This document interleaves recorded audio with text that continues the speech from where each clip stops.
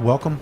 This show is going to deal, or this particular podcast is going to deal with hurricanes and preparedness, but not from the point of view of bringing your hose in and making sure you have gasoline in your car. This is going to be hurricane preparedness on what you got to do legally or from a claim standpoint, how it is that you have to get ready for this and how it is that these insurance companies behave.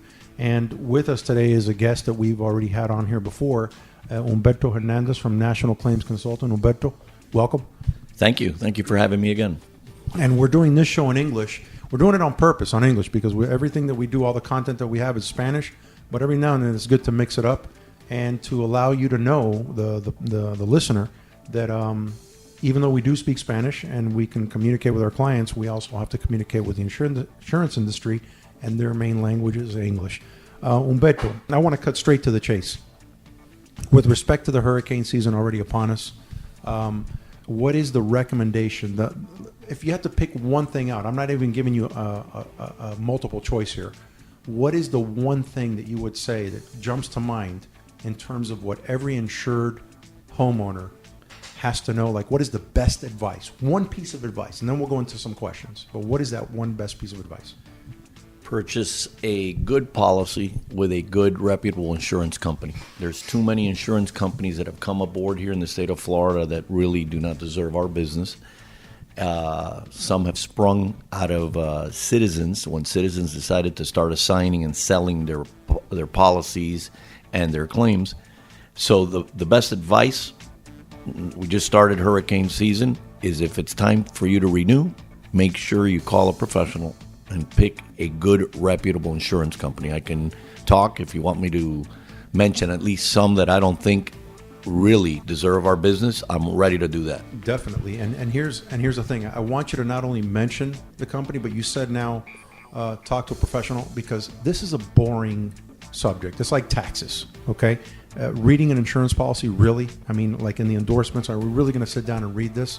I mean, I got better things to do. I got to watch paint dry. I got to go ahead and watch the grass grow.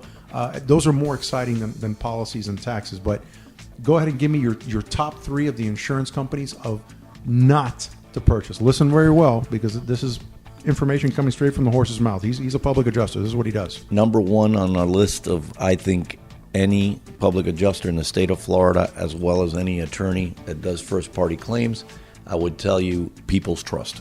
People's Trust is what I believe has been set to just profit year-round as a corporation and basically defraud and misrepresent the insureds that they have sold the policies to. How do they get people to buy their policies, though? I mean, they're out there. I mean, they're spending an enormous amount of money with different agencies. One of the agencies, for example, is Univista Insurance. Univista Insurance is everywhere down here in Dade County and Broward County. They have gone out of their way to basically promote, Univista Insurance Agency I'm talking about, promote People's Trust. I assume People's Trust must be giving them a very high commission per policy compared to, for example, Citizens or State Farm or Allstate or Tower Hill or Southern Oak. So what we see is that every People's Trust claim that has come across our desk, 9 out of 10 have been sold by Univista Insurance. Now, Univista Insurance is an agency. You know, they can sell whatever policies. Their game is sell policies and make a profit, a commission per policy that they sell. How have they sold so many policies? Number one, Univista is all over TV, billboards, radio. They really are spending money in marketing their agency. And when you walk in there looking for homeowners insurance, they sell you and promote, number one on the list, People's Trust. Why? Because People's Trust, at least for the first year, legitimately is anywhere from, I would say, 40 to 50% cheaper than any other homeowner's policy. So you're getting what you pay for? Pretty much. Okay. Yeah, definitely. What makes People's Trust so bad, though? I mean, I guess, and this is your number one choice, right? This is number one company to not purchase a policy, listen to me correctly. Number one of the worst of the worst. Okay. So we're talking about the worst companies in the state of Florida. Number one would be People's Trust, and then let's start with what they do. Number one, neither the agent that sells you the policy nor the insurance company will tell their insured that if you have to file a claim against People's Trust for whatever type of damage, People's Trust has the option to repair. Okay? It's a clause that says that they have the opportunity, they can exercise the option to say, listen, we have basically adjusted your claim, we've appraised the damages, and the damages in this example is $10,000, and we are going to send our contractor, not yours, we're not going to give you the money, we're going to send our contractors to repair your house. Does People's Trust own the contractors? Absolutely. There's a company called Rapid Response. Okay. That through depositions that you have done and through examinations of their oath and recorded statements, they have had to admit that they own Rapid Response. So they're going to send their own contracting firm to fix the problems that they believe need to be repaired and are covered under their policy. Is this legal? Can the insurance company own the general contracting company that's going to send somebody out there to fix your property? That's a great question because you and I can't do it. If you and I would try to do that, we have, not only is there an inherent conflict of interest, but you and I would be arrested because the Department of Financial Services has clearly stated, they don't govern attorneys, but they do govern adjusters, that an adjuster cannot be an adjuster and a general contractor. In other words, if I'm adjusting a claim, I've been hired to adjust a claim and negotiate with the insurance company, I cannot take my hat off as an adjuster and put my general contractor hat on and do the repairs. It's quite obvious why. Makes sense. Makes sense because then I would always crank up the damages so I can make more money as a general contractor. There's more work to be done. We can't do it, but they can. You figure out how this happened, how they got away with this, how they're allowed to do this. I don't understand because nobody else can do it, but they can. It's the same thing they do with independent adjusters. When there's a crisis, a hurricane hits, you can get an IA license, an independent adjuster license immediately and go to work for the insurance company. But you can't get an immediate license to go work for the consumers, a public adjuster's license. With no experience, you could be from whatever field you'd like. You can come in and become an immediate independent adjuster and work for an insurance company. And that's why we've seen so many problems in the hurricanes that claiming the claims of hurricanes that have come from the past, where we've had to do reinspection upon reinspection because the people that the insurance company sent out were not qualified to adjust, and therefore they had to, months later, send a real adjuster to do the scope of damages, and that has delayed the process easily 6 months. Let's go to your number 2 insurance carrier that you say stay away from. But I think there's two more things. 2 more things with People's Trust that are negative in the process. Okay. I've told you the first. The second is. And wait, the first, just to recap, is this option to repair. Option to repair. They get to send their own people there. Anybody they want, as a matter of fact, correct? That is correct. So they can send a convicted felon. They send anybody they want out there. Okay. You surely are not vetting them. Okay. You're relying that they're sending reputable, licensed people. The second problem with People's Trust is that this rapid response, as you can imagine, they do not have an army of general contractors. So therefore, now you're going to have to wait to see when they have the time to start your repairs. Any other company gives you a check, you hire a contractor immediately, and the guy starts the next day. Here, you could wait for months upon months upon months, and they will string you along until they have the time to start the repairs on your house. So rapid response is not so rapid. The name is really laughable, quite honestly. So we have the first strike against them is that they have this option to repair. The second strike against them is that their company doesn't really respond fast at all. So you can have a leak, you can have all kinds of damage, you got to live with it until they're ready to go. What's the third one? The third one is... Third strike against People's Trust. Third strike against People's Trust is that they do not tell you that in order for them to start working on your repairs, you have to give up front, pony up the deductible on your policy before they start repairs on your house. Wait a second. That's not the way it works, though. The way it usually works is the insurance company pays you the money, but they subtract whatever your deductible is. You're telling me that People's Trust makes you pay up front? To the rapid response people, if you have a $5,000 deductible, you have to give them $5,000 up front in order for them to start the repairs on your property. And it continues to get better. Well, what if you don't have it? Great question. Most clients do not have the $5,000, $6,000, $7,000 deductible. Then they'll come in and say, wait, we'll help you out. We're good people. We are good people. Okay. The $5,000 deductible, we're going to finance it for you. We're going to finance it for you at 18% for 3 years. The repairs will begin, and you will owe me those $5,000 at 18% for the next 3 years. So People's Trust has an option to repair. They do the work. They send their company whenever they please. Right. And then they charge you up front whatever your deductible is. Yes, and I have the fourth prong, the last prong, because you need to know the whole story there. Okay. If your roof got blown off, okay, you obviously cannot continue to live that way, and you cannot wait for rapid response to come start your repairs. And you decide to do the right thing to say, listen, I can afford it. I can't have my family living like this. I'm going to hire a roofer and repair the roof.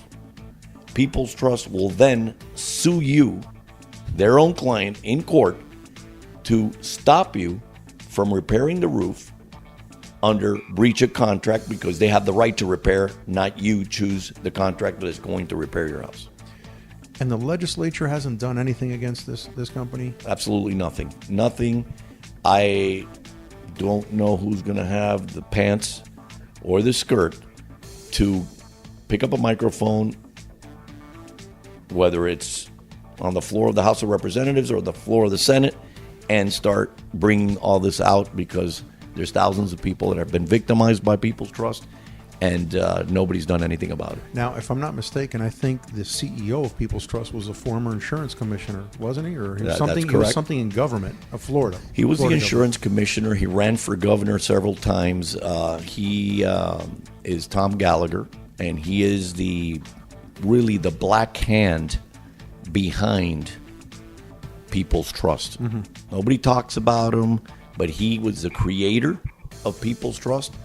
And I would say, if there's someone to fault in the situation, in the crisis that we live in with homeowners insurance in the state of Florida, is Tom Gallagher. He's had his hand thick into that bag of tricks that they've come up with in the insurance industry for years. How is he even allowed to continue? Aren't there any laws or ethical laws to prevent a former government official from going now and running an insurance company that's doing all these atrocities to insurance? Well, Robert, like I say, look at what happened with Citizens. Citizens was created in order to help the consumer, in order to maintain the premiums down, to give us a good quality policy at a good rate. They have become one of the most expensive, with more limitations than most companies. And then from Citizens, there has sprouted sons and daughters like Heritage, like Olympus. These are companies that were created by executives of Citizens, semi-autonomous government agency, which is Citizens. They left Citizens, created these companies like Anchor, like Olympus, like Heritage. Citizens assigned these policies to them and paid them to manage these policies, financed their business, which has become a multi-million-dollar business now, financed by government money, by former employees and executives of Citizens. That's illegal. If we would concoct this, we'd go to jail. Obviously, the corruption, you got to hold your nose. It stinks. You gave me People's Trust, and we have the 4 reasons, not the 3 reasons, as to why not to choose them. What are the other 2 companies that you were going to expand on, or that you were going to say that should not be purchased by an insured? It's a tie between two companies. Okay. Number two, we have Florida Peninsula. Okay. And we have Universal Property and Casualty. What's the problem with those guys? They just don't want to pay. They basically will string you along. They will delay, deny to not pay. Mm-hmm. These companies, litigation has skyrocketed. And it's skyrocketed not because what they lead everyone to believe, there's a lot of fraud in Florida, a lot of fraud in South Florida.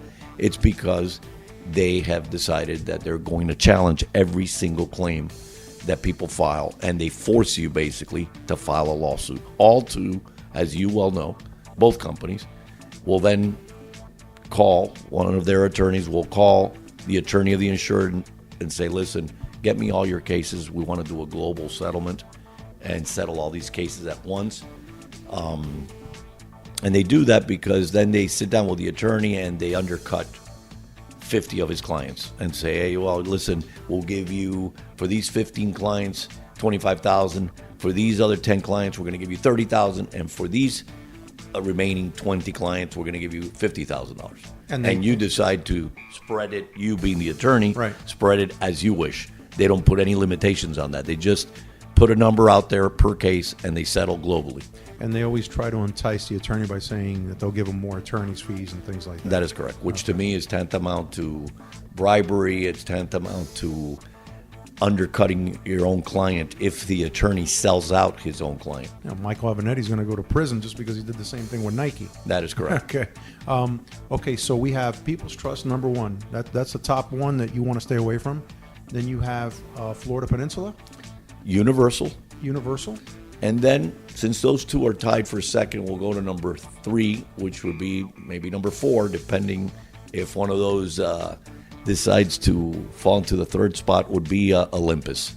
Olympus is another complete disorganized entity that is disastrous, that hired tons and tons of adjusters that did not belong in the industry, did not have the experience, did not have the proper licenses, did not have the proper certificates, and they were out there really making matters worse for the insured.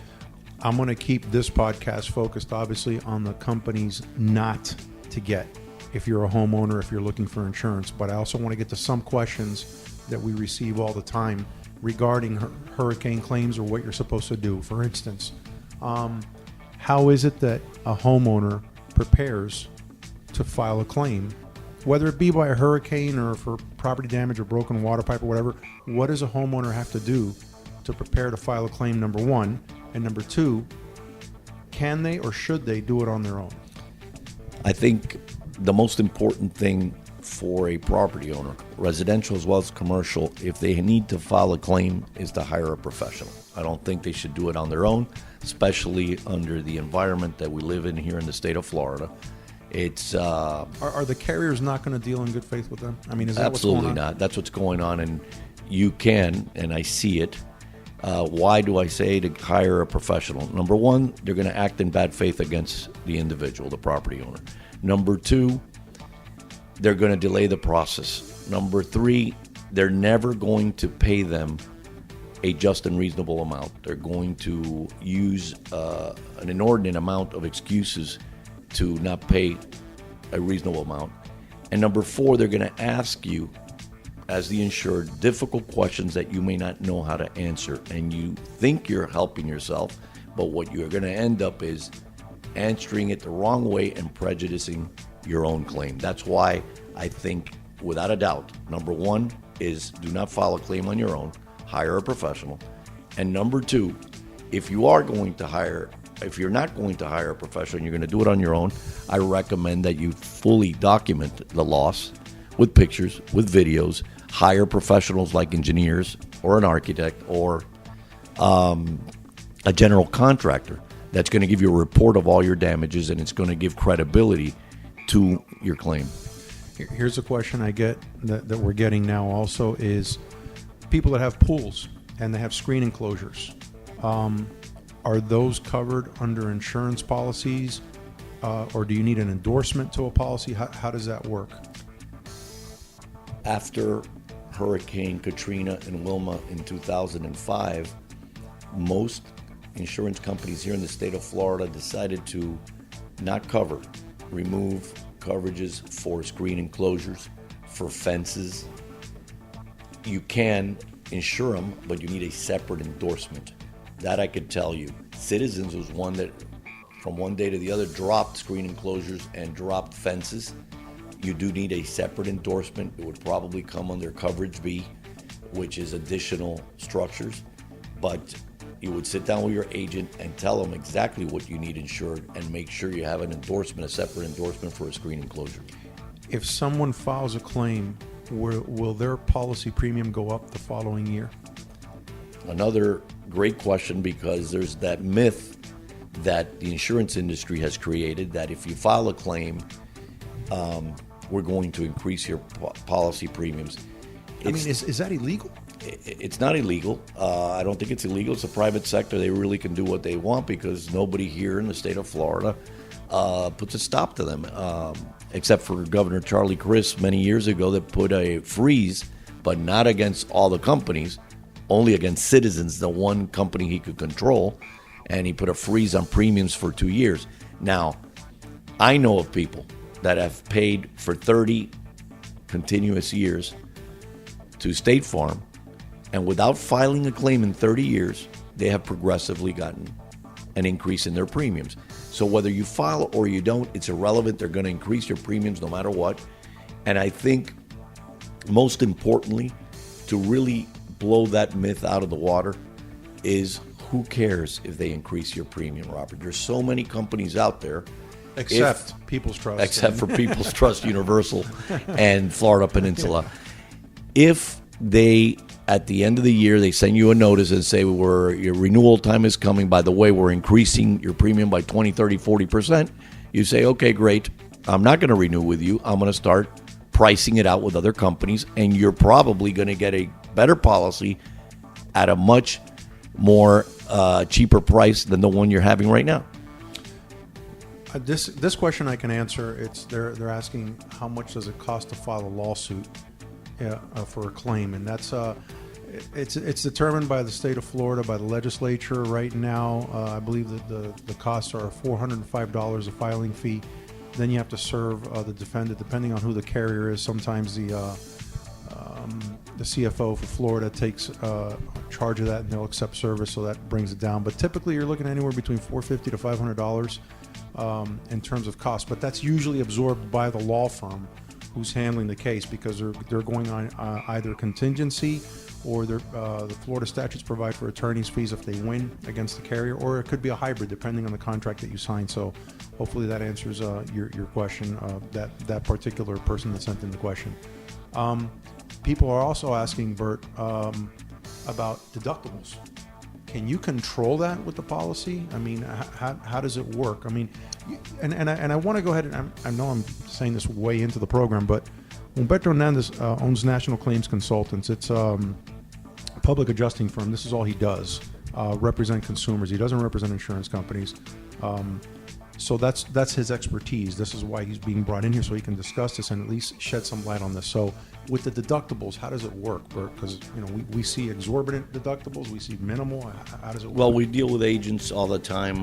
We have friends that are insurance agents, and that is limited options you have. You can either have a 2%, 3%. I've seen 5%, and I've seen all the way.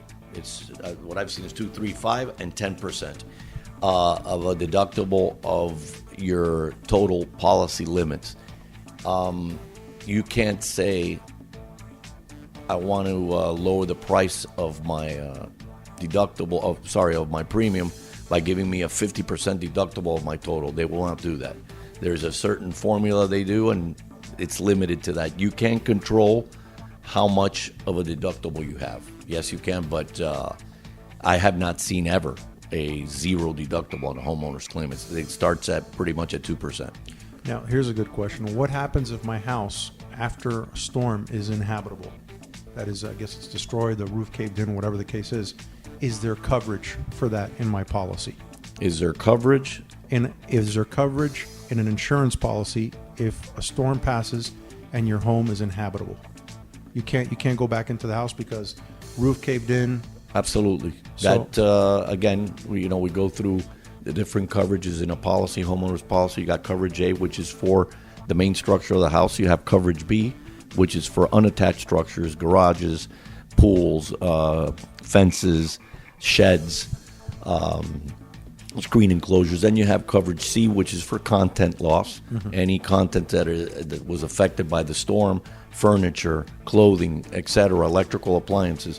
And then you go to coverage D, which is loss of use, which would be the equivalent of business interruption if we were doing a business loss claim. But yes, for the loss of use, if you can't live there, they will pay you for what would be the equivalent of the rent of renting your own house. They'll pay you for that. And Is that for an indefinite amount of time? for a reasonable amount of time. That reasonable amount depends on how much time would it take for you to repair and make your house habitable again. Under the conditions, sometimes, as you know, there could be, for months, no electricity, there's no laborers, there's no materials. So it's kind of, I'd say it's objective, but as you could imagine, the insurance company doesn't think reasonable is what we think is reasonable. Most people have obviously a mortgage on their house. Is there coverage to pay the mortgage as well in the policy, or no? No, that would be a totally separate policy that they do sell to cover your mortgage, or sort of like a disability insurance policy. Like an Aflac. Exactly. Okay. Exactly. Great example. But no, it does not cover your mortgage. Okay. Well, I think that wraps it up, at least for this podcast, just to keep it short, simple, sweet, and tight. Okay. You've been listening to Humberto Hernandez from National Claims Consultants. I'm attorney Robert Rodriguez. Today, the topics that we went ahead and covered, I think the highlight here was do not get people's trust insurance. It's really that simple. They're the number one on the hit list here. You also have Florida Peninsula. Do not get them either. I know it sounds, this is like a negative program, I guess, that we're giving, but you need to have this information in order to be able to make informed decisions. Hey, you might want to get a cheap policy and get people's trust, but at least now you know you're not going to have anything of coverage. Humberto, thank you. Thank you for having me again. And let's see if we do another one on the insurance companies to have in Florida. I think it's well worth talking about. There's some good ones out there that, you still got to fight with them for them to pay you a good and reasonable amount, basically what you deserve, but few and far between. We're going to do that one next week, so stay tuned. Thanks again. You're welcome.